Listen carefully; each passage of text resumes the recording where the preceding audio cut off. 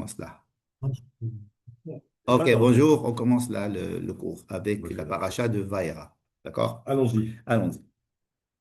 Vaïra, alors on va commencer à la lire. Beaucoup de clients, Hein? t'as beaucoup de Ouais. clients qui sont dans la... Vaïdaber Elohim, El Moshe, Vayomer Elav, Ani Adonai. Vaïra El Abraham, El Yitzhak, El Yaakov, El Shaddai, Ushmi Adonai, Lo Noda'ati Lahem. Alors, il y a pratiquement une dizaine de versets qui disent que Dieu s'adresse à Moïse et il commence à lui présenter son projet. Il commence à lui dire qu'il a parlé avec il avait déjà promis aux patriarches qu'il allait délivrer le peuple d'Israël. Et c'est comme si c'était la première fois qu'il lui parlait. Et là, il lui dit, je te nomme, toi, et après il va dire aussi à Aaron, pour aller demander à Pharaon de libérer le peuple, etc. Et la question qu'on se demande, c'est qu'est-ce qui se passe par rapport à la semaine dernière? La semaine dernière, on a eu un très très très long chapitre sur le buisson ardent. Et dans le buisson ardent, Dieu aussi est apparu à Moïse et il lui a expliqué tout ce qu'il fallait. Il lui a donné le programme, Moïse a donné ses arguments contre, pour, machin. Donc, la nomination de Moïse et d'Aaron a été faite largement la semaine dernière dans la paracha de Shemot, où, où Dieu a exprimé déjà tout son programme. Donc, première question, c'est de savoir pourquoi est-ce qu'il y a une deuxième Hakdasha, comme on dit en hébreu, c'est-à-dire une deuxième nomination de Moïse. Qu'est-ce qui s'est passé entre-temps? Ou alors, pourquoi ça n'a pas été fait en un seul temps? Donc là, on a l'impression qu'il y a deux temps qui fabriquent la nomination de Moïse. Celle de la semaine dernière et celle de Il notre s'est passé combien de temps entre les deux on n'a nominations? pas de temps, il y a pas de temps, mais c'est-à-dire il y a pas de, c'est pas chronométré en jours ni en semaines, mais dans le texte, qu'est-ce qui s'est passé sur le plan de l'histoire? Ben, une fois que Moïse a reçu la prophétie au buisson ardent, il revient chez Yitro, il lui demande la permission, Dieu lui dit allez vas-y, il revient, il y a l'histoire de la Brit Mila de son fils au milieu, et ensuite il arrive chez les enfants d'Israël. Et là-bas, il va chez Pharaon, et chez Pharaon, il lui dit, voilà, on veut faire sortir le peuple d'Israël. Pharaon lui dit, non seulement ils sortent pas, mais en plus leur travail va augmenter. Et alors, donc c'est un échec complet.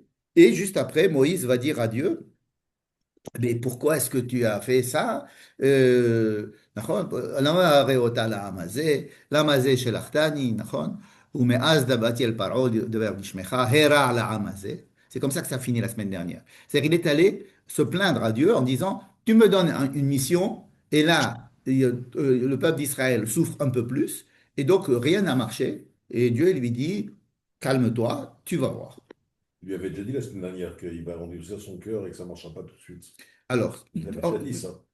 endurcir son cœur, c'est vrai, il lui a dit, il va le redire plein de fois, mais il y a quand même une réaction de Moïse qui est extrêmement violente. On va plus revoir des réactions violentes maintenant de la part de Moïse, en tous les cas, pas en Égypte, hein, ça sera peut-être dans le désert, il va avoir des réactions violentes contre Dieu, mais là, c'était vraiment très très puissant la fin de la paracha de la semaine dernière, et on a fini la paracha avec comme si un échec, simplement avec le premier verset du chapitre 6 parce que les chrétiens, c'est eux qui ont mis les chapitres, la Torah à leur manière. Enfin, c'est pas qu'il n'y avait pas de chapitre, mais eux, ils ont mis les leurs. Et c'est sur cela que toutes les Bibles du monde fonctionnent, même les nôtres. Ouais, on fonctionne avec les chapitres chrétiens. Et donc, le chapitre Attends, numéro donc il y a 6, les parachiotes, c'est les chrétiens qui les ont pas répartis. les parachiotes, les chapitres. Ah, d'accord. Donc, par exemple, notre paracha commence au chapitre 6, Alors, verset verset 2. 2. Verset 2. Hum, Ça veut dire que la semaine dernière, on a fini avec le chapitre 6, verset hum, 1. hum. Donc c'est vraiment un exemple de la confrontation entre la version chrétienne et la version juive de la lecture de la Torah. Bon, donc la première question qu'on va poser, c'est pourquoi deux Hagdashot? Pourquoi deux fois nommer Moïse? D'accord? Euh, on va essayer de répondre assez rapidement. Oui, entrez. Les familles. C'est fermé, tu crois? Bien. Alors, pour cela, Ah, il y a une pause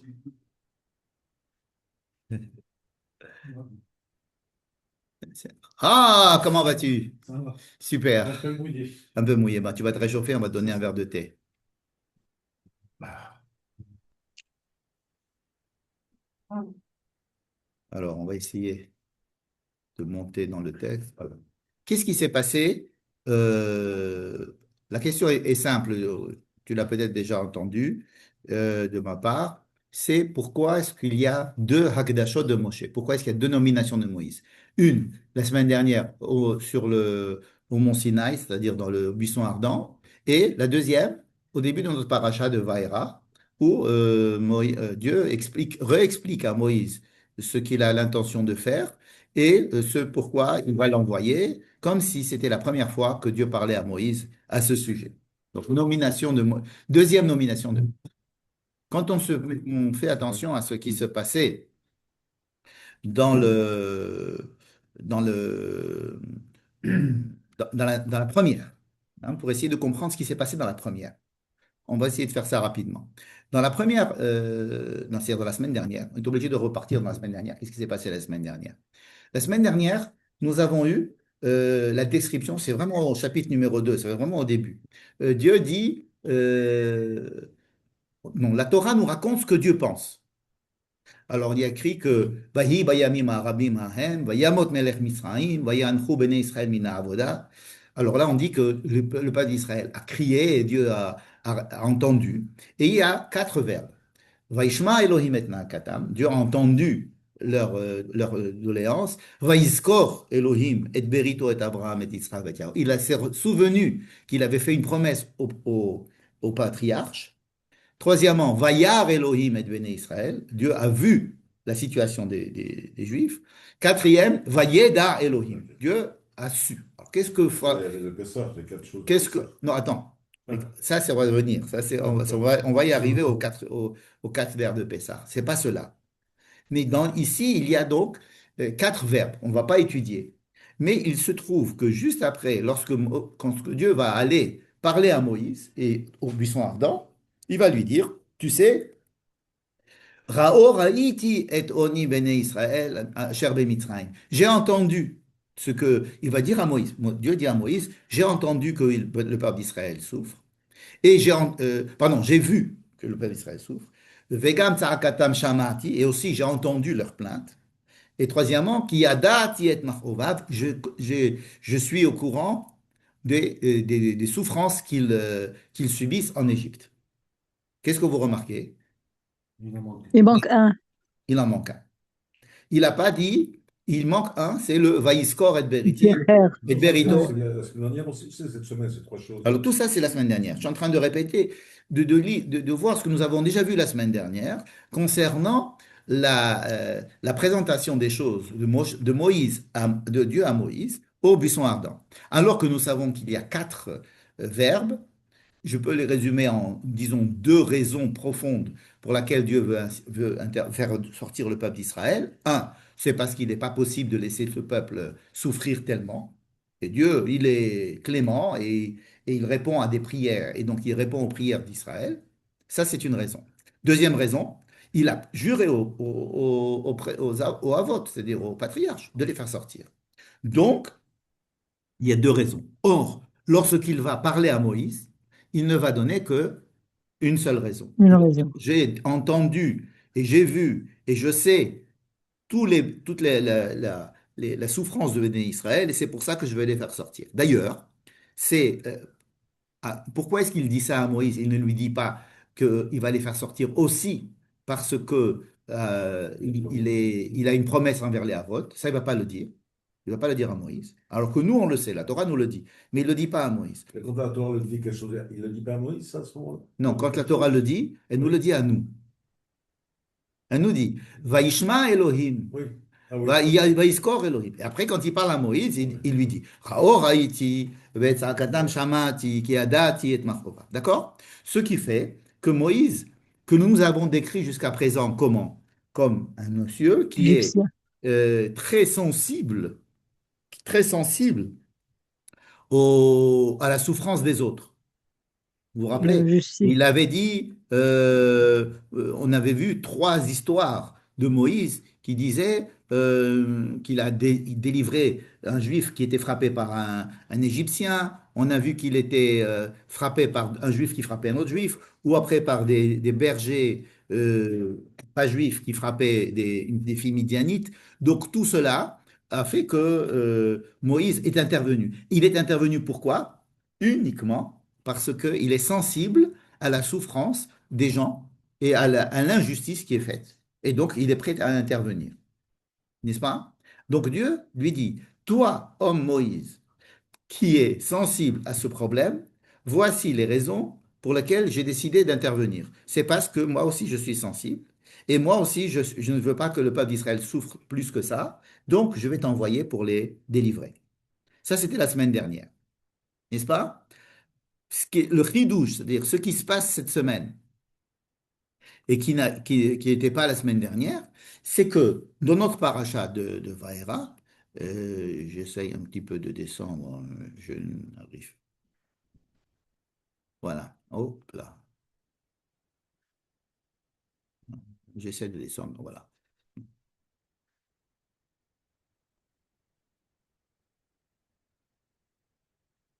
Tout simplement revenir sur le...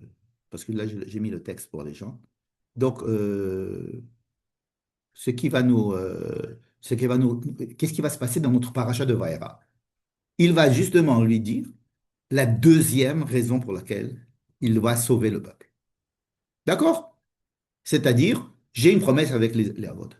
Donc, il y a une nécessité de redire les choses parce qu'il lui manquait une des deux raisons. Mais pourquoi est-ce qu'il n'a pas dit les deux raisons en même temps? Un, parce que Moïse n'était pas encore conscient, il n'était pas encore prêt ou il n'a pas encore démontré un attachement au peuple d'Israël parce qu'il est le peuple des enfants des patriarches.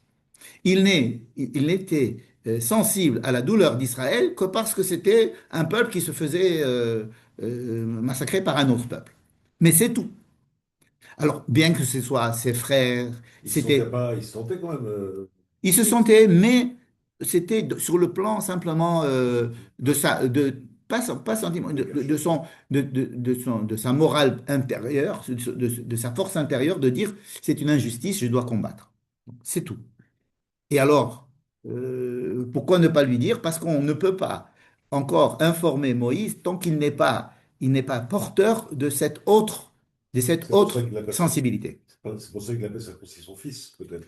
Oui, tu as tout à fait C'est raison. pour ça. Il y a des commentateurs qui disent qu'il n'a pas circoncis son fils parce qu'il n'était pas encore sensible au fait qu'on fait partie d'un peuple, etc. C'est ça. Et le problème de la circoncision est un vrai problème. D'ailleurs, c'est le problème des commentateurs, des kabbalistes sur notre paracha. Ils parlent uniquement de la Brit Mila. C'est leur sujet. Pourquoi la Brit Mila? On va en dire deux mots tout à l'heure, mais la Brit Mila, elle a été donnée à Abraham. Vous savez qu'il y a eu deux alliances qui ont été faites avec Abraham. La première, c'est Brit Ben Abetarim. Brit Ben Abetarim, c'est lorsqu'il lui dit, je suis Yudke Vavke, Dieu, il se prononce en tant que Yudke Vavke, et il lui dit, ton peuple, il sera esclave dans un autre truc, et moi je vais le délivrer. Alors, vraiment, c'est ce que... euh, deuxième brite, c'est la brite Mila, qui lui dit bien plus tard, juste quand il va naître, comment ça s'appelle, pour annoncer la naissance d'Isaac. Et là, ça va être Elohim qui va parler. C'est pas Yudke Vavke, c'est Elohim. Ça, c'est très important, vous allez voir. Et c'est le fait de lui dire Ani El Shaddai, le El Shaddai apparaît au moment de la brite Mila. Et il va y avoir la première mitzvah de la Torah qui est donnée à Abraham, c'est-à-dire de faire la circoncision. D'accord? Ce moment-là de la brite va être fait avec le nom de Elohim, rappelons-nous de ça, de El Shaddai, et cela va être la première mitzvah de la Torah, qui va être mise qui va donc apparaître par le fait que justement, la semaine dernière, Moïse n'avait pas encore eu la conscience de faire la Brit Mila à son fils, et c'est ça, et c'est une menace de mort, parce qu'on devait, l'ange venait tuer Moïse, n'est-ce pas? En tout cas, menacer Moïse de mort, qui va faire que ça va être sa femme qui va Pas de nom sauver la juif. situation et faire la Brit Mila. Je suis Non pas juive, certain d'accord, de ça. mais non juive, d'accord, mais elle est quand même fille de Midian, fille de Yitro Cohen Midian, et Midian est un fils d'Abraham par, par Ketora. Ketora a eu plusieurs enfants, Abraham a eu plusieurs enfants avec Ketora, dont un qui s'appelle Midian. Hein. Et il faisait la Brit Mila. Peut-être pas toute la Brit Mila, hein, mais une partie de la Brit Mila Il a sûrement. quoi, couper la moitié seulement. Non, dans la Brit Mila, il y a Ok. deux actes. Un, c'est de couper et l'autre, c'est de retourner. Ah, Donc la Mila, il y a la Pri'a. Et bon, c'est-à-dire qu'il y a une marloquette. Est-ce que les enfants de Abraham, de Ketura et de Ishmaël font les deux parties de la Brit Mila ou bien qu'une seule partie? Peu importe. Mais en tous les cas, il y a un problème de Brit Mila. Lorsqu'on va sortir d'Égypte, il va falloir ah faire ouais. deux choses. Un, faire la Brit Mila. Et deux, faire ce qu'on appelle le sacrifice pascal, l'agneau pascal, le Korban Pessah. D'accord. Et c'est ça les deux sangs. Il va y avoir deux fois la notion du sang. Non seulement ça, ce sont les deux seuls mitzvot assez, c'est des mitzvot positives, qui lorsque on ne les fait pas, on est karet, on est retranché du peuple d'Israël. Donc c'est deux mitzvot cardinales pour le peuple d'Israël. Mais il y en a deux. Une qui correspond à Brit Ben Abetami, à savoir le Corban Pessah, la sortie d'Égypte, comme ça avait été promis à Abraham. Une Et sociale, deux, c'est la Brit Mila qui a été aussi donnée à Abraham dans la Brit Mila. une sociale et une individuelle. On Ouais. peut dire que c'est une sociale et une individuelle, mais le Corban Pessah, c'est individuel, c'est-à-dire Ish ou Ouais. Beto. C'est que chacun avec Ish les bêtes, c'est les bêtes avot, c'est la baït, donc c'est plutôt Mishparti plutôt qu'individuel. Avec la Brit Mila, c'est individuel, mais il y a ici deux notions beaucoup plus importantes, à savoir, un, c'est la libération d'un peuple parce que il a été promis qu'il soit libéré. Deuxièmement, c'est le fait que ce peuple et Dieu vont avoir une alliance l'un avec l'autre. Et c'est ça qu'on va voir aujourd'hui. Je vais essayer simplement de voir comment est-ce qu'on peut, je peux descendre dans le texte. Ce serait dommage que je ne puisse pas le faire. Voilà. Est-ce que j'arrive? Hein, peut-être comme ça. J'arrive pas. Je n'arrive pas à descendre dans le texte. C'est marrant ça. Pour revenir au texte. Bon. Ah voilà, j'arrive à descendre. Parfait. Alors je reviens à ma paracha. La paracha elle nous dit euh, que Dieu explique à Moïse justement ce qui lui manquait. Ce qui lui manquait, à savoir la relation avec la tradition des Havot, avec le fait que, en dehors du fait qu'Israël est un peuple qui souffre et qu'il faut faire justice et qu'il faut le délivrer de ses souffrances, il y a une promesse faite au patriarche. Alors la promesse faite au patriarche, elle est indépendante du fait que le peuple souffre. Et le fait qu'il faut les faire, les délivrer alors qu'ils souffrent, c'est indépendant. Ce sont vraiment deux raisons différentes. Qu'est-ce qui s'est passé entre-temps? Pourquoi est-ce qu'on a attendu que Moïse développe une certaine sensibilité qu'il n'avait pas au début? Et justement, cette sensibilité s'est dévoilée la semaine dernière, lorsque Moïse, vis-à-vis du peuple qui vient réclamer contre lui en lui disant arrête de nous embêter, toi et Aaron, avec votre idée de délivrance, à force de nous faire des trucs comme ça, à cause de vous, maintenant, on souffre encore plus. La dernière fois que Moïse avait rencontré ce problème avec le peuple d'Israël, c'était lorsqu'il est sorti, la première fois, il est sorti, il a vu deux juifs, un frapper l'autre, il a essayé de faire du céder, de la justice entre les deux en disant non, ne frappe pas ton ami. Et l'autre, il lui dit, mais qui t'a mis Sar Beshofet Aleinu, Ogeniata Omer, est-ce que tu veux faire comme tu as fait avec l'Égyptien? Et donc la chose s'est fait, il a dû fuir. Moïse a fui l'Égypte à cause parce qu'il s'est rendu compte que le peuple d'Israël était ingérable. Hmm. C'est qu'il n'acceptait pas, il n'acceptait pas que quelqu'un C'est pas qui était. par peur de se faire dénoncer chez le pharaon, c'est ça qui Mais qui c'est qui l'a ça. dénoncé? Ce Ouais, sont les Juifs. ouais, Hein, c'est c'est les tout. Juifs, celui-là qui a dit Ah, tu veux me faire comme tu as fait à l'Égyptien, etc. Achen noda adavar, c'est-à-dire il a dit, tiens quoi, toi si vous êtes au courant, c'est que Moïse, Pharaon est au courant, donc je m'en vais. Donc la première fois que Moïse est en face du peuple hébreu, et qui veut essayer de contribuer à améliorer la situation, il se fait renvoyer, si j'ose dire. Et il va à Midian. Là, il se retrouve dans une situation équivalente. Il est venu, il a fait une autre proposition pour arranger les choses. Il se trouve que les choses ne sont pas, Quelle autre eh proposition? ben, en disant, je veux faire sortir le peuple d'Israël, il est en allant chez Pharaon. Hein? Et Ah, c'est ce qu'on a vu la semaine dernière. La semaine dernière, il est allé chez Pharaon, c'est ce que je disais. Il est allé, il lui a dit, voilà, je te parle au nom du Dieu d'Israël, je veux que tu fasses sortir mon peuple d'Égypte. Pour 3 jours, je veux qu'ils... Et là, Moïse dit, non seulement ils ne vont pas sortir, mais en plus, ça va être plus grave. Et là, tout de suite, les responsables juifs disent, rencontrent Moïse et Aaron, et disent, mais non seulement tu ne nous as pas aidés, tu ne nous as pas sauvés, mais tu as fait encore plus Les tu as gars. des dégâts. Et Moïse, qu'est-ce qu'il aurait pu faire à ce moment-là?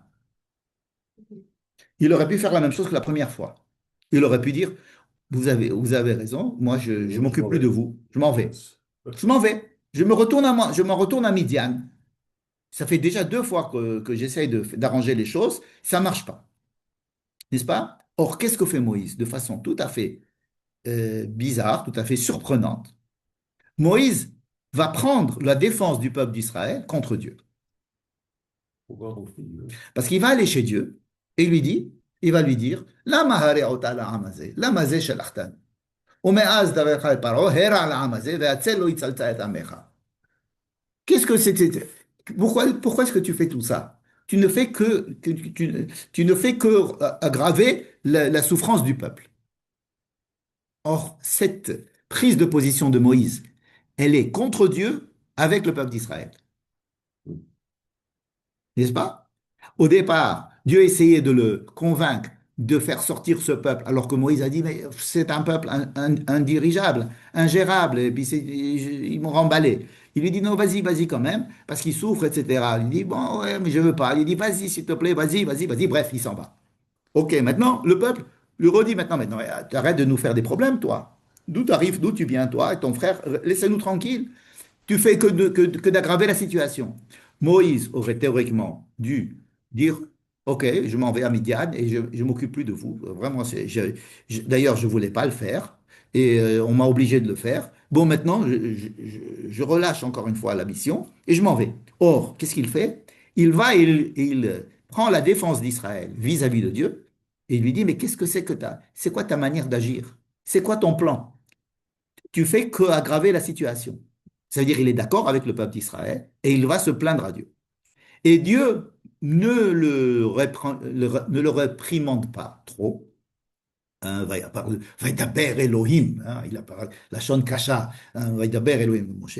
Mais il lui a dit, d'accord, Moshe, je vois que tu es maintenant mûr je vois que tu commences un petit peu à avoir la fibre juive, tu commences à te sentir un peu, enfin, ce n'est pas que l'histoire du fait ils sont sympathiques ou ils sont pas sympathiques. Maintenant, tu commences à devenir, tu as pris fait et cause pour eux, même lorsqu'ils te remballent une deuxième fois.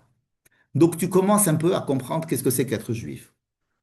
C'est-à-dire que tu commences un peu à comprendre que le peuple juif, il ne doit pas être vu uniquement sur cette génération, dans le temps présent, mais il faut le voir avec une perspective historique. Et donc, il faut remonter à une mission qui commence à faire les patriarches et sache que moi aussi, j'agis pour eux, pas simplement en les voyant aujourd'hui souffrir, mais j'agis aussi parce que j'ai une vision plus large, historique, et je le fais par promesse au patriarche. Ça, c'est une chose qu'on voit des fois. Il y a des juifs, par exemple, qui voudraient bien aider Israël, mais euh, tant que Israël marche dans leur morale. C'est-à-dire que si ça va bien avec leur manière de penser, avec leur idéologie, avec ce qu'ils défendent par rapport aux gens qui les entourent, ça va, mais dès qu'il y a que c'est pas pareil, quoi. On a l'impression, le discours qui sort d'Israël et contredit la morale ambiante dans le pays où je vis, alors on se dit, bah, moi, je me désassocie d'Israël. Ça, on le voit, on le sait.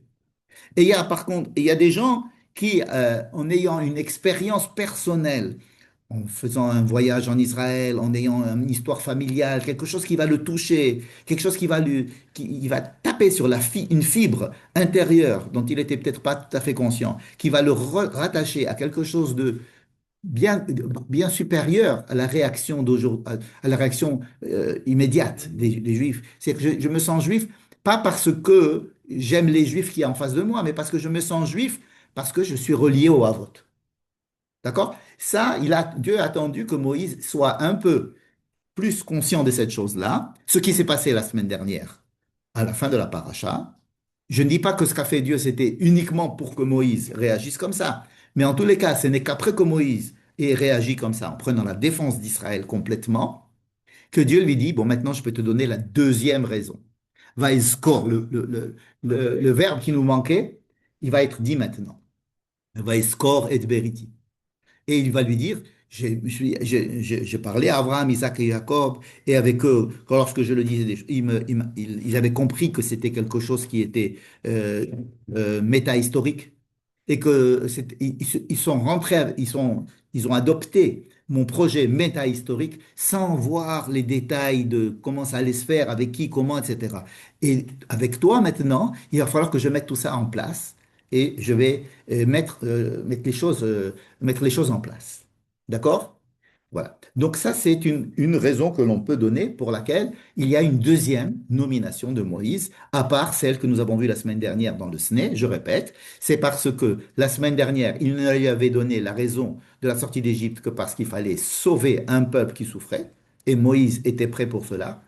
Ensuite, lorsque Moïse a été prêt à être rattaché à la fibre juive, fibre hébreu, sans tenir compte de l'état présent des Hébreux qui peuvent l'engueuler, qui peuvent le lapider, qui peuvent être contre lui, il est attaché, il montre qu'il est attaché à cet esprit métahistorique qu'il y a dans Israël. Alors là, Dieu lui dit, bah, c'est justement maintenant la deuxième raison. Et donc, il lui dit, Vaeskor et Beriti, c'est parce que je me rappelle de l'alliance avec les patriarches que je vais délivrer le peuple. D'accord? Et là, il dévoile ce que nous avons l'habitude de dire, les quatre verbes de Géoula. Hein, et c'est pour ça qu'on prend quatre verres de vin le soir de Pessah. Il va lui dire, Vehotseti, Vehitzalti, Vegaalti, Veheveti etrem, El haaretz asher nasati et tzadi, la tête totale et Abraham, l'Israël, Yaakov. Donc, je vais vous sortir d'Égypte, je vais vous délivrer, mais aussi je vais vous ramener en Israël. N'est-ce pas? Il y a, en fait, il faudrait considérer qu'entre ce que je viens de dire, le numéro 3 et le numéro 4, il y a une phrase qui est extrêmement importante qui est Velakarti et Tremli Leam. En fait, c'est ça le quatrième C'est ça vers. le quatrième. Et le Veheveti, c'est le cinquième, n'est-ce pas? Donc, il va falloir considérer Velakarti et Tremli Leam comme étant le quatrième. Mais pourquoi est-ce que je le sépare des autres? Pourquoi est-ce que je fais comme s'il ne faisait pas partie du programme? C'est pas un truc historique. Parce qu'il dévoile quelque chose qu'on n'avait jamais vu jusqu'à présent. J'ai vu que le peuple était en détresse. J'ai décidé de le faire sortir. J'ai décidé de le délivrer, d'enlever toutes ses souffrances et de l'amener sur la terre que j'ai promis. Veveti etrem el haaretz, n'est-ce pas? Le Velakarti, donc le quatrième vers, celui qui est vraiment quatrième, en fait, c'est lui qui devrait être le quatrième. Eh bien, euh, attendez 2 secondes, voilà. C'est pas lié à une action, c'est un état de fait. Non, c'est plus que ça. C'est que il y a, jusqu'à présent, c'est Ani Hachem. Je suis Dieu. Je suis Dieu. Je suis Dieu, je fais sortir les Juifs d'Égypte. Bon. Pourquoi? Parce que je suis Dieu qui ne supporte pas qu'il y ait des gens qui souffrent. OK. Mais là, il y a une raison, quelque chose qui est tout à fait nouveau et qui est le lien particulier que cela va créer entre Dieu et ce peuple. Je répète. le fait que Dieu est Dieu, c'est-à-dire que Dieu, c'est le Dieu de tout le monde. Il fait des choses comme étant Dieu. Alors, il voit des gens qui souffrent, il les délivre. D'accord? Mais là, il va lui dire, le fait que je délivre ce peuple, cela va créer quelque chose de tout à fait nouveau. Je vais être pour eux Elohim. ולקחתי אתכם לי לעם, והייתם, והייתי לכם לאלוהים. וידעתם, כי אני אדוני אלוהיכם. Et là, il va relier le nom de Yudke Vavke avec Elohim. Ani Hashem Elohechem. Aujourd'hui, ça nous paraît tout à fait normal de dire Baruch Ata Hashem Elohenu Melech HaOlam. Hein? Quelle est la différence entre Baruch Ata Hashem et Elohenu? Pourquoi on donne deux fois le nom de Dieu? Une fois Hashem et une fois Elohim. Parce qu'Hachem, bénir Dieu, c'est ce que font en général tout le monde. Tout le monde dit, grâce à Dieu, c'est le Dieu qui fait, le Dieu qui a créé le monde, c'est le Dieu qui est... Bon. Mais le fait qu'il soit notre Dieu, ça veut dire qu'il y a un lien qui va relier le peuple d'Israël à Dieu et qui va relier Dieu au peuple d'Israël et qui est un lien qui est pas le même que Dieu avec tout le reste de la création. C'est quelque chose qui doit être euh, une relation intime qui va naître justement de la sortie d'Égypte.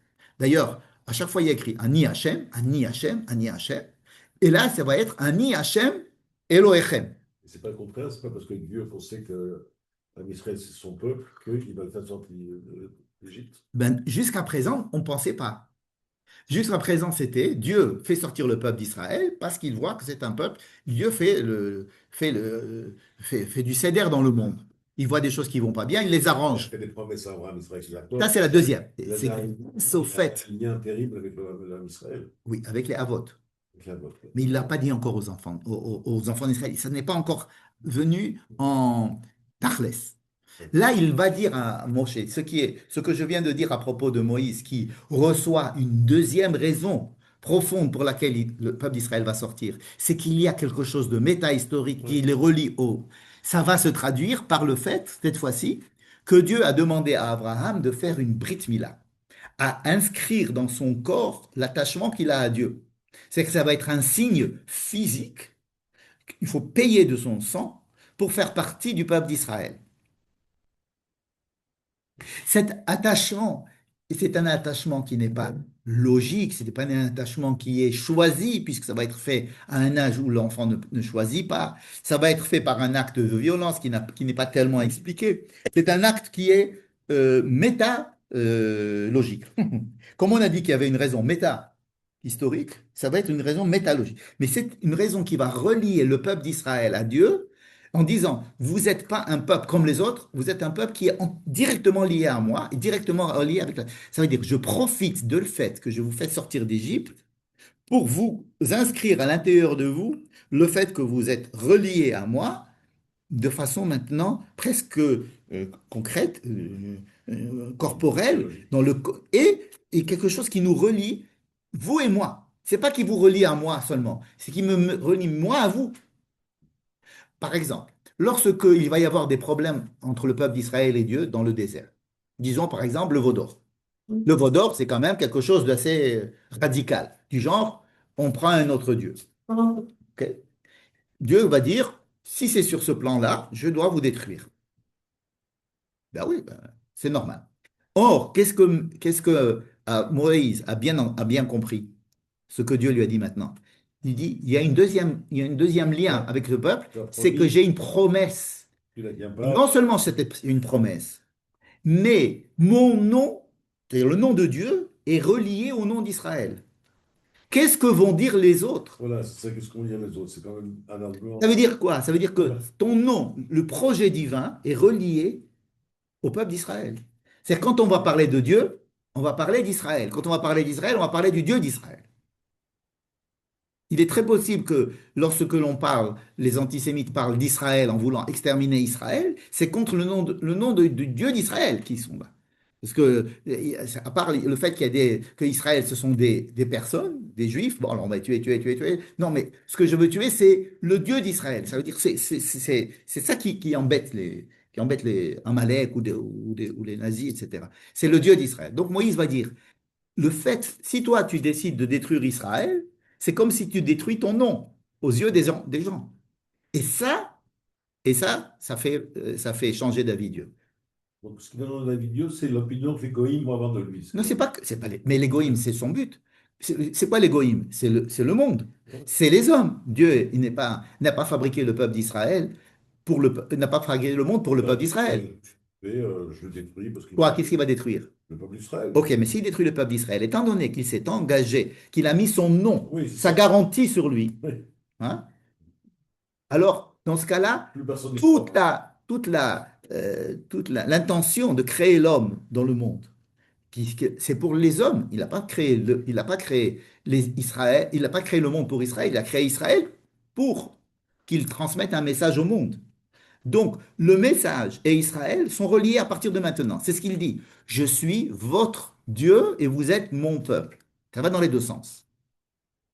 Et les deux registres, ce sont deux registres qui vont marcher toujours parallèlement. Par exemple, il va y avoir le registre. Si vous suivez mes commandements, alors je vous donnerai, votre terre vous donnera la pluie, et tout, etc. Si vous ne suivez pas mes commandements, eh ben, j'arrêterai et à la limite, je vous ferai sortir de la terre d'Israël. Et on peut se dire, c'est fini. On va dire, non, mais je serai obligé, à un moment donné, de vous faire ramener. Je Pourquoi? l'ai promis. Parce que j'ai promis. Parce que vous êtes reliés à moi et je suis relié à vous. Et il va le dire clairement dans le livre de Devarim. Ne croyez pas que c'est parce que vous êtes les meilleurs ou parce que vous êtes c'est parce que je suis relié à C'est vous. bon. Tu es bon? C'est bon. Ouais, toi tu es bon. Ouais, non. Ouais. J'aurais envie de dire, mais qu'est-ce qu'on a fait pour ça? On n'a rien fait pour ça. C'est Dieu qui a choisi. C'est comme le bébé qu'on en circoncis. Il n'a rien demandé et il n'a rien fait. Ben, c'est pareil on est juif, c'est fini. On n'a rien fait pour ça. Je vais te dire même, on n'a rien Comme le fait pour être, Cohen n'a rien fait et pour ça. on n'a rien fait pour être un homme. Un homme qui naît, qu'est-ce qu'il a demandé? Il n'a rien demandé. Ça lui est imposé. La vie lui est imposée. Alors la vie du juif, il est imposé. Mais la vie du juif est encore plus dure à vivre. Mais c'est pour montrer que la vie de l'homme aussi est imposée. Dieu a créé l'homme sans lui demander son avis, n'est-ce pas? Donc, lorsque on arrive au monde, il y a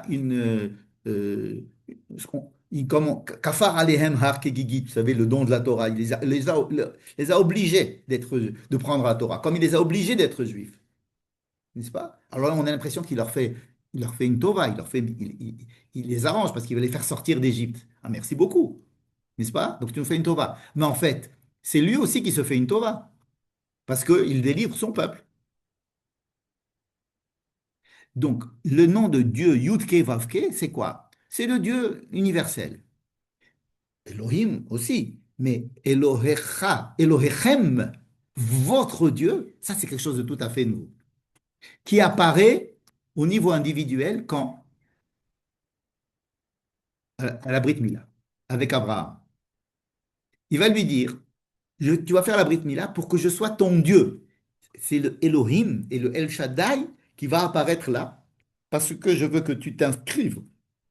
C'est pas une profession de foi. Bon, j'aimerais bien être juif, ou je décide de pas être juif. C'est quelque chose qui va être imposé aux juifs à sa naissance et qui est cardinal. C'est-à-dire que sinon, il n'est pas juif. S'il n'y a pas de Brit Mila, il n'est pas juif. Il est retranché du peuple. De la même manière, il va dire si tu ne fais pas le Corban Pessah, ça veut dire que si tu ne fêtes pas le soir de Pessah, tu n'es pas juif. Tu vas être retranché de ton peuple d'une manière ou d'une autre. Parce que ce sont ces deux mouvements qui font que on va être rattaché au peuple d'Israël. On a deux conditions. Un, la Brit Mila et de faire Pessah. Ce qui va justifier les deux Brit, Brit Ben Abetarim, avec Abraham, hein, et le Brit Mila. C'est pour ça qu'il y a deux Brits. Ces deux Brits vont être traduites par Yud Kevavke et Elohecha, ton Dieu. Donc, on dit, donc les mitzvot, toutes les mitzvot sont représentées par la Brit Mila. Pourquoi? Qu'est-ce que c'est qu'une mitzvah? Toute n'importe quelle mitzvah. C'était imposé par Dieu. Or, la chose la plus imposée, c'est la Brit Mila. Parce que on le fait à un moment donné où on n'a aucun, on n'a pas de libre arbitre, on est un bébé, on vient de naître. Donc c'est la mitzvah par excellence. Quand les parents font la Brit Mila à leur fils, ils se sont investis de quelque chose qui est tout à fait illogique. D'ailleurs, ça leur déchire le cœur. C'est pas logique. C'est quelque chose de métalogique, comme je disais tout à l'heure. Et la Brit Mila, c'est vraiment la mitzvah qui représente toutes les autres mitzvot. Donc, elle est la première mitzvah et elle est rapportée ici. Si vous voulez faire le brit, vous voulez sortir d'Égypte le soir de Pessah, il faut que vous ayez fait la brit mila avant. Kol arel lo yochalbo. Quelqu'un qui n'est pas circoncis, il ne peut pas manger le korban Pessah. Donc c'est pour ça qu'un goy ne peut pas être invité à la table. C'est pour ça qu'on dit qu'un goy ne peut pas. Parce qu'à la base, il ne pouvait pas manger le Corban Pessah. Aujourd'hui, il n'y a pas de Corban Pessah. Mais symboliquement, on continue à faire cette chose-là. C'est pas catastrophique. Mais le problème il ne peut pas manger Corban Pessah parce qu'il est harel. Parce qu'il est harel, ça, c'est intrinsèque au fait de faire le soir de Pessah. Manger le Corban Pessah. Il faut d'abord faire la Brit Mila, ensuite faire le Corban Pessah. C'est exactement ce qui s'est passé avec Moïse la semaine dernière. Il n'a pas fait la Brit Mila à son fils. Tu dois mourir. Tu ne peux pas continuer à être Moïse simplement parce que tu as des idées humanistes, parce que tu es pour la justice, parce que tu es contre la dictature, parce que tu es contre l'asservissement, tu es contre la souffrance. Ça te rend pas juif. Bien que ce soit quelque chose qui va être juif, mais ce n'est pas ça qui te fait juif. Moïse a été menacé de mort par Dieu la semaine dernière. Vaïvakesh, Hamito. Et parce qu'il n'avait pas fait la Brit Mila à son fils. Entre parenthèses, il n'a pas fait la Brit Mila à lui-même, il est né circoncis. Ah, c'est pour On ça. dit qu'il est né circoncis, pourquoi? Parce que ça veut dire qu'il n'a pas vécu le tahalir de la Brit Mila, mais il est circoncis. Ça veut dire qu'il a reçu un billet d'entrée gratuit. Mais il n'a pas payé son entrée. Donc là, il a prouvé qu'il va rentrer dans le peuple d'Israël, effectivement, c'est en faisant la Brit Mila à son fils. N'est-ce pas? Et cela va même pas être fait par lui, ça va être fait par sa femme. Et elle a l'habitude, parce qu'eux, ils font des Brit Milot chez Midian, comme on a dit tout à l'heure. Mais là, maintenant, Moïse est rentré. Moïse, la semaine dernière, les derniers versets de la paracha de la semaine dernière ont fait rentrer Moïse à l'intérieur de ce peuple, pas pour des raisons humanitaires, parce que c'est parce que je suis juif, partie de ce peuple, c'est tout. Même s'ils m'engueulent, même s'ils font le contraire de ce que je pense, je suis juif, je suis là, Il est- comme un être humain, et fait partie de l'humanité, même s'il n'est pas d'accord avec l'autre. C'est un être humain. Un être humain doit sauver un autre être humain. Pourquoi? Parce que c'est un être humain. C'est pas si quelqu'un veut se suicider, je vais tout faire pour l'empêcher, je ne sais pas. Ses motivations, son état, c'est quelque chose d'instinctif, parce qu'on se sent humain. Et là, il se sentit juif. Mais juif, pas parce qu'il est d'accord avec les juifs, pas parce il a des vertus qu'il attribue aux juifs. Il y a des vertus qui peuvent être transgressées par les juifs, et pourtant continue à être juif. Je peux être contre leurs idées, je peux être de parti politique opposé, je suis contre ta politique, je suis contre ce que tu fais, mais je suis juif. Et c'est quelque chose que les Juifs peuvent se rendre compte au fur et à mesure dans leur vie, dans leur parcours, surtout lorsqu'ils ne vivent pas en Israël, par exemple. En Israël, c'est très difficile de ne pas sentir cela parce que on se sent juif, quoi qu'on arrive. À partir du moment où on prend le bus, on sait que le bus peut s'exploser parce qu'on est juif. Alors qu'en Rousselarès, des fois, on peut avoir cette impression que si je n'ai pas de signe Extérieur. extérieur de judéité, alors je peux passer entre les lignes. Donc là, c'est ce qui va, pour résumer jusqu'à présent, ce qui va être le chidouche de notre paracha, c'est-à-dire ce que nous allons apprendre de plus que la semaine dernière, c'est que Dieu a un rapport au peuple d'Israël qui est un rapport intrinsèque, intime, et il va sceller un lien particulier entre Dieu et le peuple d'Israël. C'est parce qu'il a ce lien intrinsèque qui va les délivrer, et ce n'est pas uniquement par le fait qu'ils sont méritants ou pas méritants. Et ça, c'est ce que découvre Moïse. Et ça se traduit par le fait de prononcer les deux mots, Hachem et Elohecha. Hein, je parle pas. Et donc, lorsque nous allons dire que Hachem ou Elohim, nous, nous, euh, nous relions les deux Britot, Brit Ben Abetarim et le Brit Mila. On relie le fait que le monde est pluriel et qu'il va dans tous les sens. Et nous savons que tout cela, c'est quand même un seul. Elohim, c'est le pluriel. Il y a beaucoup de dieux, il y a beaucoup de forces. Il y a la force du vent, le soleil, et il y a Dieu un. Et un, ce un, c'est le pluriel. Et le pluriel, c'est un. D'accord? Cela, c'est pour ça que ce quatrième vers, Velakarti et Tremliléa, il ne vient pas naturellement à l'intérieur des quatre autres verbes, n'est-ce pas? Parce que les quatre autres verbes, c'est quoi? C'est faire sortir un peuple qui souffre et le ramener en Israël. Mais le ramener en Israël, ça fait pas partie Alors, ça fait partie de Brit Ben Abetarim, mais ça fait pas, il y a deux dimensions quand on vient en Israël. Je viens en Israël parce que Dieu a dit à Abraham, je te donne la terre et je te donne la terre et du zéra, mais après il va falloir faire quelque chose dans ce zéra pour que le lien, c'est de la Brit Mila, pour que le lien entre ce peuple et la terre, il ait un deuxième lien. C'est un lien qui n'est pas de circonstance. C'est-à-dire que le lien que le peuple d'Israël va avoir avec la terre d'Israël, ce n'est pas une terre, je les ai fait sortir d'Égypte et je leur ai donné une terre. quelque part. Je leur ai donné un endroit où atterrir. Tu vois la terre où tu vois, je te donne la terre. Donc ça, le Brit mais la Bétarim, c'était quelque chose d'assez général. Je donne la terre parce que je vais les amener sur une terre qui n'est pas à eux. Toi, maintenant, tu ne te sens pas faire partie de cette terre. Abraham, tu es étranger. À chaque fois que pour enterrer ta femme, tu es obligé d'acheter une tombe à prix très cher. Donc, toi, tu es guerre. Hein. Yitzhak, il va être aussi guerre. Yaakov aussi, il est guerre. Ils sont guéris, ils ne se sentent pas faire partie de ce pays. Ton peuple, je vais le faire passer dans une terre qui ne leur appartient pas en Égypte, et je vais les ramener sur cette terre, et je vais leur donner la terre. Maintenant, ça c'est une première raison. Ça veut dire Israël, c'est le refuge du peuple juif. La deuxième raison qui est donnée maintenant, qui est celle de Elohecha, je suis ton Dieu. Ça veut dire qu'on a un lien particulier entre Dieu et le peuple d'Israël, et c'est la raison pour laquelle on va rentrer sur cette terre. Ce n'est pas parce que c'est une terre de refuge pour le peuple d'Israël, c'est parce que c'est là que le peuple d'Israël va manifester son lien avec Dieu, ce qui est tout à fait différent. Si je viens que pour la première raison, je viens à cause de la paracha de Shemot. Si je me rends compte que je suis en Israël pour la deuxième raison, c'est parce que j'ai lu la paracha de Vaera.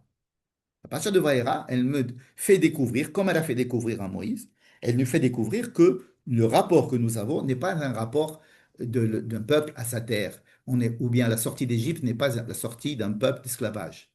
C'est qu'il y a un rapport direct avec Dieu. Et que ça va être la naissance du peuple d'Israël en sortant d'Égypte qui va créer ce lien avec le peuple. D'accord. Ça va dire Veitatem ki ani Hashem Elohechem. D'accord. Donc ce point-là, il me semble on l'a vu un petit peu même trop.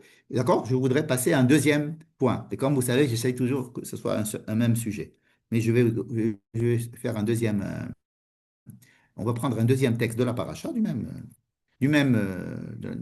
verset, du même chapitre, pardon. Et là, il va y avoir dans notre chapitre un truc très bizarre. Pitom, au milieu de rien, Dieu dit, va chez Pharaon, tu vas lui dire qu'il faut faire sortir Béné Israël. Ça, il le dit des milliards de fois. Mais au milieu de ça, de ce discours-là qui se répète, qui se répète, qui se répète, il y a, voici le nom des enfants d'Israël. Voici les chefs des tribus d'Israël. En plein milieu de, on ne sait pas pourquoi. Il va y avoir, voici Réhouven, et voici ce sont ses enfants, voilà, l'aîné, le machin. Voici les enfants de Shimon, avec les enfants, les petits-enfants. Ça. Voici les enfants de Lévi. Ils ont, avec Amram, et Amram a eu Moshe et Aaron. Et c'est tout. On ne nous donne pas on nous donne pas la généalogie des autres tribus. Alors, pourquoi on nous donne que la généalogie des trois premières? et deux, pourquoi en Birlal, on nous parle de ça maintenant? D'accord? C'est une question que l'on peut se poser parce que surtout que juste avant cette intrusion, j'allais dire, je ne sais pas comment dire, mais c'est comme un texte qui a été parachuté au milieu. Juste avant, il y a écrit, Dieu dit à Moïse, va chez Pharaon, roi d'Égypte, et pour qu'il chasse le peuple d'Israël d'Égypte. Ça nous paraît une phrase, un air connu, comme on dirait. Et puis ensuite, il y a écrit, Moïse répond à Dieu, il lui dit, mais les peuples d'Israël est contre moi, et ils ne m'ont pas entendu. Comment est-ce que je vais aller parler à Pharaon alors que je suis bègue, ou je suis mal parlant, disons. D'accord? Juste après ce, ce- ce texte-là dont on a posé la question, qu'est-ce qu'il vient faire là? Si on, d'accord? Vous voyez le texte qu'on a dit, bon, qu'est-ce que ça vient faire là? La généalogie, Réhouven, Shimon et Lévi, tout ça. On arrive à un autre texte qui dit, Dieu dit à Moïse, va parler à Pharaon et lui dire, et va lui dire ce que je te dis. Va lui dire ce que je te dirai. Et Moïse répond, mais je suis bête, comment tu veux que Pharaon m'écoute? On a l'impression de relire les deux versets que nous avons lus avant. Vous voyez? Il y a deux versets avant, deux versets après. On a l'impression que c'est les mêmes. Dieu dit à Moïse, va chez Pharaon, patatatata, et Moïse lui dit, mais je peux pas, je suis bête. Le deuxième, il dit, va chez Pharaon, Moïse lui dit, je suis pas, je suis bête. Ce qui fait dire à Rachid d'ailleurs, bah, c'est simplement pour nous relier avant, parce qu'on a été un petit peu perdu par cette histoire de chronologie, de généalogie. Bon. Comme il est bec qui Il répète. Voilà. Mais si on fait attention, en fait, il s'agit de deux choses totalement différentes que l'on vient de dire. Dieu dit à Moïse, va dire à Pharaon qu'il fasse sortir le peuple d'Israël. Moïse dit, mais le peuple d'Israël n'était pas d'accord avec moi. Comment est-ce que j'ai pas réussi à convaincre les Juifs de sortir d'Égypte? Comment je vais convaincre Pharaon de sortir d'Égypte? Deuxième texte, Dieu dit, va parler avec Pharaon et va lui dire que je suis Dieu.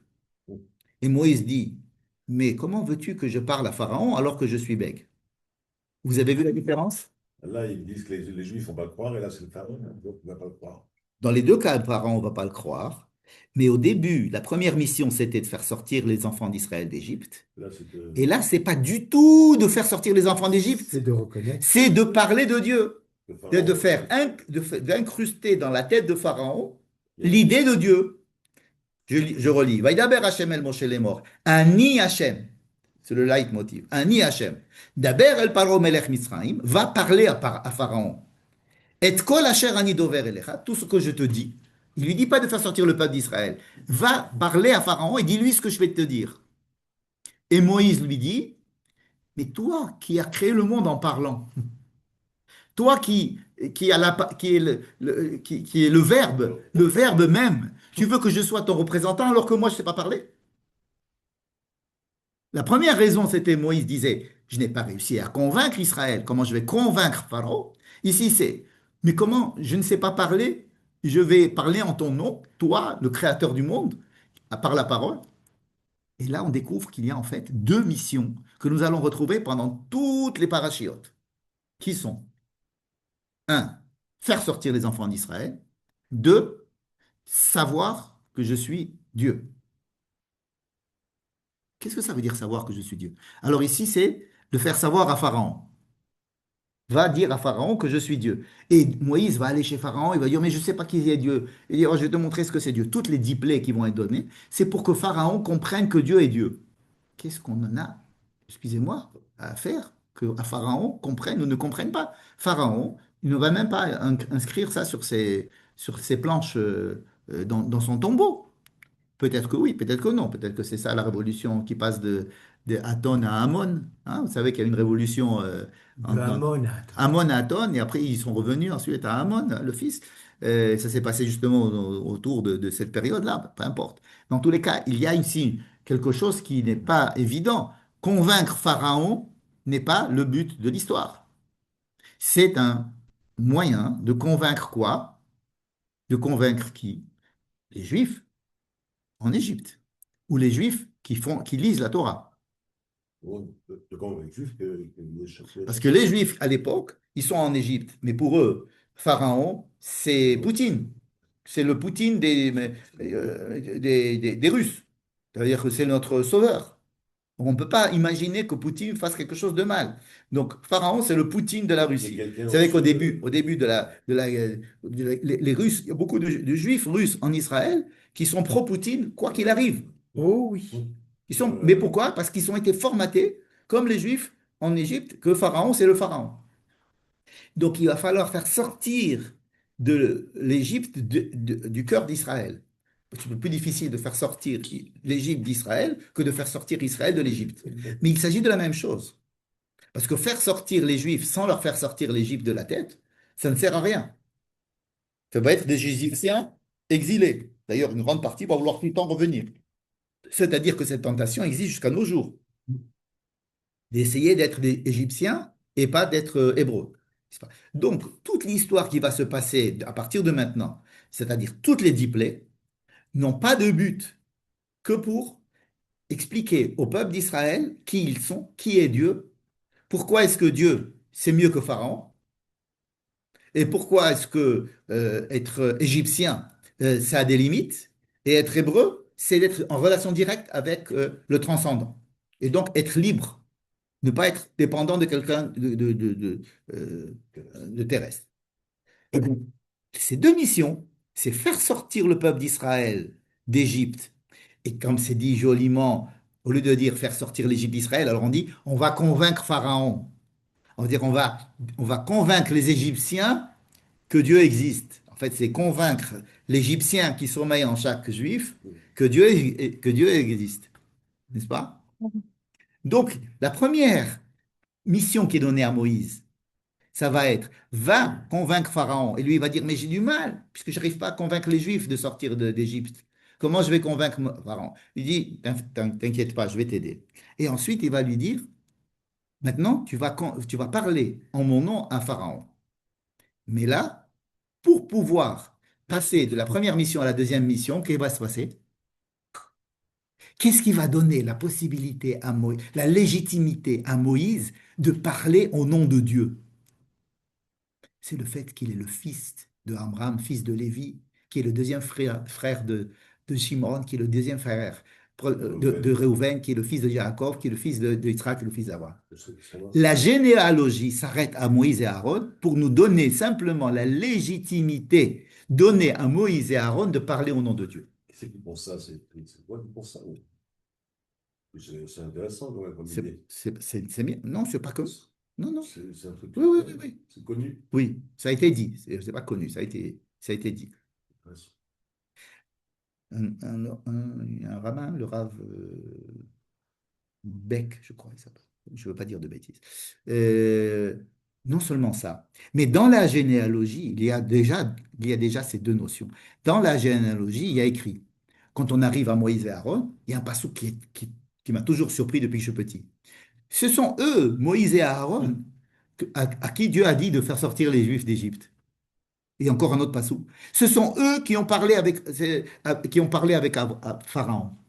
Ça veut dire, qui c'est qui écrit ça? C'est Moïse qui écrit, ce sont eux, Moïse et Aaron, Hem Amdabrim.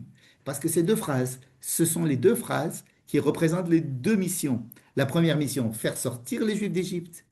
Pourquoi ils vont faire sortir les Juifs d'Égypte? Parce qu'ils font partie d'un peuple qui est opprimé. Et deuxième, ils peuvent parler à Pharaon grâce au fait, pas parce que c'est des gens qui viennent exiger qu'un peuple sorte d'un autre peuple, ils viennent au nom d'une méta-histoire, d'une histoire des Avot, d'Abraham, Isaac et Jacob, qui ont fabriqué une identité, qui ont eu des enfants, Réhouven, Shimron, Lévi, jusqu'à Moshe et Aaron. Ce qui va se passer après, ce n'est pas important pour savoir que Moshe et Aaron ont la légitimité. C'est comme si on te dit, c'est quoi ton yichus aujourd'hui? On veut faire un mec, c'est quoi ton yichus? On écrit dans la Ketouba, vous savez que ce khatan ou cette kala, ils sont de famille d'un tel qui descend de Rambam, par exemple, je vois, de David Ameller. Alors on fait le yichus, ce qui fait on a une valeur de yichus. Là, pour justifier le fait que Moïse puisse parler avec Aaron, avec Pharaon au nom de Dieu, c'est vrai que tu ne parles pas bien. C'est vrai que tu es bègue. C'est vrai que, mais tu es le fils de ton père, qui est le fils de ton père. Ça veut dire que tu représentes quelque chose qui te dépasse largement. C'est ce qui va te donner la légitimité pour parler au nom de Dieu à Pharaon. Voilà, nous avons donc résolu le problème, la question. Vous voyez que c'est toujours le même sujet, hein. C'est toujours la même chose, n'est-ce pas? Les deux missions, les deux déclarations, les deux raisons pour lesquelles Dieu va faire sortir les Juifs d'Égypte, etc. Et donc, toute notre paracha de Vaera développe la deuxième dimension. Et donc, à chaque fois qu'il va y avoir maintenant des makotes, on va savoir que c'est pas pour frapper l'Égypte, mais c'est pour frapper l'imagination des Juifs égyptiens pour leur dire, regardez, abandonnez Poutine. C'est pas le bon Dieu. Ou bien c'est pas le bon Dieu. Vous savez, les rabbins, la semaine dernière, qui ont fait en Iran, le rabbin d'Iran qui est allé faire une Ashkaba pour Soleimani. Non, vous n'avez pas entendu? Ils ont fait, les Iraniens, ils ont fait le Yahrzeit de Soleimani. Et le rabbin avec chapeau, Mais c'est un goy, ça, Soleimani. non seulement c'est un goy, c'était le responsable Je pour sais. détruire Israël, Oui, je sais. qui a été tué par les Bah Américains. oui. Maintenant, le rabbin est allé faire un espède, c'est-à-dire en disant que oui, le corps de Soleimani est mort, mais son esprit reste vivant parmi nous. Et que, qui c'est qui a fait ça? Le rabbin En bien, il juif, a dit ça. oui, c'est ça. Dans la Ils Moda'a, le font chaque année. mais c'est enregistré le discours si tu veux. Même il y a la Moda'a Evel, tu sais, ils ont affiché Voilà. en Iran les photos avec Le décret, Soleimani, c'est ça. tous les gens qui ont fait des divrei Torah à la mémoire de Soleimani. Mais Donc il pourquoi y a ils tous font ça? les imams, et il y a la photo du rabbin. Pourquoi ils font Maintenant, ça? parce que Enfin, la lèche au, je sais pas quoi. c'est pas simplement de la neige. Ça, Parce qu'ils ont ça l'esprit de commence. Poutine. Ouais, c'est-à-dire qu'ils sont tellement pris dans l'histoire Là, que c'est énorme. c'est énorme. C'est énorme. Et c'est bon. Mais, ouais, mais ça existe aussi, quoi. Enfin bref. Quelques petites choses encore, d'accord? Oui. Si vous êtes prêts, encore quelques petites choses. Et on va arrêter là. Euh, L'histoire du bâton. Ah, L'histoire du bâton. Et c'est Il y a combien de bâtons? Il y a deux bâtons. Aaron a un bâton et Moïse a un bâton. ah, Aaron, et le maté Aaron et le maté Moshe. C'est deux matotes. Et à chaque fois, dans les trois premières plaies, c'est Aaron qui va prendre son bâton et qui va frapper pour que le miracle arrive. D'accord? lequel ils font son bon serpent? C'est celui de Moshe, non? Non, c'est celui d'Aaron. C'est celui d'Aaron? Ouais. Non, mais quand Ça, Moshe, il attends, est, quand il Moïse est. son... Ah oui, là Là, c'est c'est le celui de diable. Moïse. Mais là, quand il arrive Ouais. chez Pharaon et il va devenir le Tanin, etc., c'est Aaron. Maintenant, quand il va faire le sang, il va frapper sur Sur le le Nil. Nil, ça va devenir du sang. Il va frapper dans la terre, à Aaron, il va y avoir des grenouilles qui vont monter. Il va frapper, il va y avoir des kinim. Bon. C'est-à-dire que les trois premières elles sont faites par le fait que Aaron frappe avec son bâton. Les trois suivantes, il n'y a pas de bâton. Il y a écrit que Dieu a envoyé des bêtes sauvages, Dieu a envoyé telle maladie, Dieu a fait ça. C'est pas. Il n'y a pas de bâton. Les trois dernières, il y a Makat Bechorot, ça c'est à part. Vous savez, Detzach, Hadash, Be'achav. Donc les Barad Arvechocher, ce n'est pas, c'est Moïse. C'est Moïse qui prend son bâton. Mais Moïse ne frappe rien du tout avec son bâton. Moïse prend son bâton et l'élève vers le ciel. Et à ce moment-là, il se passe quelque chose. Et alors, il y a la grêle qui tombe. Ou alors un vent qui amène des oiseaux. C'est-à-dire qu'il y a, oui, le bâton de Moïse, mais Moïse ne frappe rien. Il fait simplement, il lève vers le ciel, ou il lève le bâton, ou il lève sa main, et alors euh, la plaie arrive, mais elle arrive pas automatiquement avec le bâton, elle arrive parce que c'est Dieu qui va faire la chose. Bah, D'accord? les trois premières là aussi, c'est Dieu qui l'a fait. Oui, Mais mais, avec le bâton d'Aaron. mais comme c'est présenté, c'est de la magie. Regardez, je prends mon truc de bâton. Il n'y a pas écrit Aaron a frappé le Nil et alors Dieu a fait que toute l'eau du Nil est devenue du sang. Non, Aaron a frappé le Nil et le Nil est devenu du sang. Il a frappé la terre, il y a eu des Sfardaï. C'était pour bien montrer le côté magique.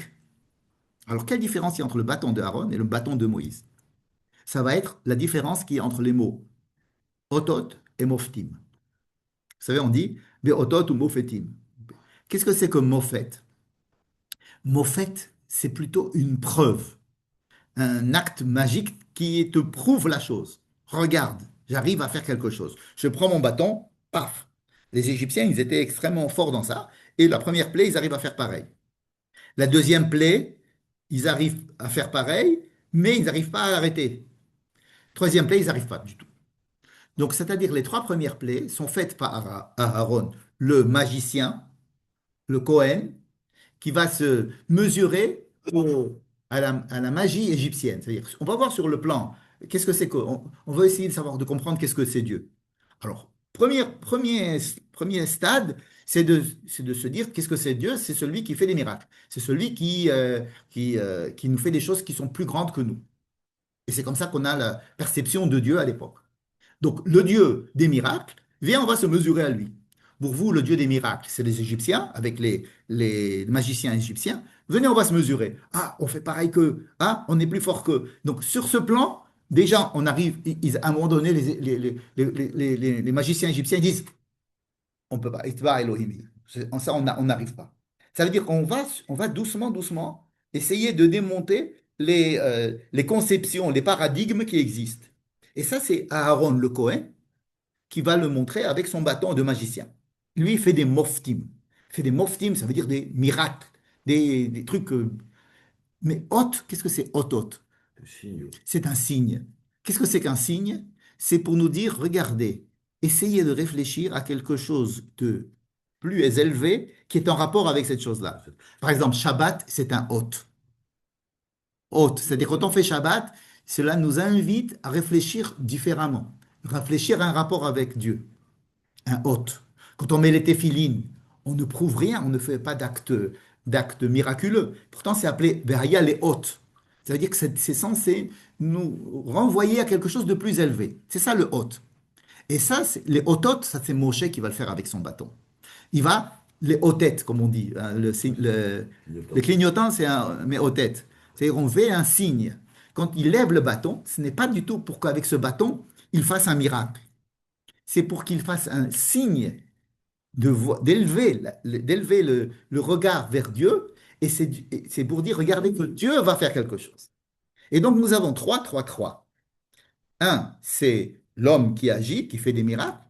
L'autre, le deuxième, non, c'est Dieu qui fait tout. C'est son intervention de l'homme. Oui. Troisième, non. L'homme, en agissant, il essaye de faire la relation. Moïse va nous apprendre à faire la relation entre ce qui se passe en bas et ce qui se passe en haut. D'accord? Pour ça que nous avons 3. Le premier, c'est fait avec un bâton de Aaron qui frappe l'esprit et qui frappe, qui fait un changement dans la nature. Ensuite, il n'y a que Dieu qui fait les choses. Ça nous tombe du ciel, le barad, la grêle qui tombe du ciel, ça tombe du ciel. D'accord? Les sauterelles qui nous arrivent, on ne sait pas d'où. C'est un truc qui est fait par Dieu. Là, il n'y a pas de bâton. On nous dit, Dieu est là, et Dieu est terrible, et Moïse, qui fait la troisième série, donc c'est la plus évoluée, qui va nous montrer, regardez, que ce qui se passe en bas, en fait, c'est quelque chose qui a un rapport avec ce qui se passe en haut. Et donc, oui, il a un bâton, mais c'est un bâton qui fait que des signes, qui ne fait pas de miracle. Il va avoir un gros problème lorsqu'il va prendre son bâton, il va frapper le rocher. Et ça, ce sera une autre histoire. Mais en tous les cas, le bâton de Moïse, il est censé faire des hototes. Hototes. Pour ça que quand Moïse levait sa main, alors il gagnait la guerre. Quand il baissait sa main, il perdait la guerre. Vous voyez? Donc, nous avons ici une représentation des dix plaies intéressante uniquement quand on voit l'intervention du bâton de Moïse et le bâton de Aaron. Et c'est pour ça qu'ils étaient bien copains, ils étaient frères et ils se complétaient les deux. Alors le dixième, on Le a parlé dixième, de neuf. le dixième, non seulement le dixième, mais toutes les fins de série, c'est tous les troisièmes, ils sont particuliers. Les troisièmes, je ne suis pas rentré dans les détails parce que parler des diplés, on peut en parler pendant 50 heures. Les troisièmes, tous les troisièmes, les fins de série, je les appelle. Hein, par exemple, Dam Sfardea, Kinim. Le Kinim, c'est quelque chose c'est comme une conclusion des deux premières. C'est pas une plaie en elle-même. Et donc la dixième, c'est la conclusion de tout qui est en dehors des neuf précédents. Elle est uniquement faite par Dieu, et c'est elle qui a été annoncée avant que tout ça commence. La semaine dernière, on a dit, c'est en faisant la Birkat Bechorot qu'on va les faire sortir. Voilà, passons une bonne semaine, Toda. et on va essayer de passer le barat de dehors. Bon, Bravo d'être... avant les grenouilles. Voilà. Merci. Et je ne sais pas qu'est-ce qu'ils ont vu dans l'écran. Ils n'ont pas vu, mais On a bien vu. tu as bien vu le texte? Oui, oui, oui, oui. Ok, parfait. Alors, passez une bonne semaine et qu'on entende des bonnes nouvelles. Amen. À bientôt. Bye bye, merci. Bye. Merci beaucoup, Michel.